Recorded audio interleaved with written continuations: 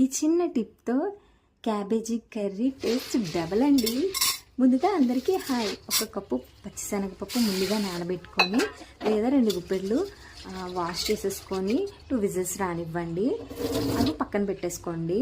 ప్యాన్లో ఆయిల్ పోసి oil heat అయ్యాక తర్వాత సన్నగా తరిగిన ఉల్లిపాయ ముక్కల్ని అందులో యాడ్ చేసి సాల్ట్ కొంచెం వేసి ఉల్లి బంగారు రంగులోకి మారే వరకు వెయిట్ చేసి నెక్స్ట్ క్యూబ్స్గా కట్ చేసుకున్న ఒక టమాటాని అందులో యాడ్ చేసి గుజ్జుగా అయిన తర్వాత క్యాబేజీని క్లీన్ చేసుకొని సన్నగా కట్ చేసుకున్న క్యాబేజీని సాల్ట్ వాటర్లో కడిగి అందులో యాడ్ చేయండి.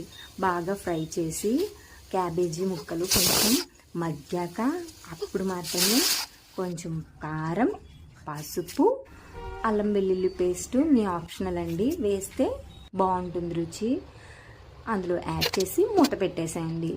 మీడియం ఫ్లేమ్లో కొంచెం కుక్ చేసి కాసేపు ఆగాక వెంటనే లో ఫ్లేమ్లోకి టర్న్ అవుట్ చేసేయండి. ఇలాంటి కూరలు కావాలి అంటే మీ ఎస్కే వ్లాగ్స్ ఛానల్ని విజిట్ చేయండి.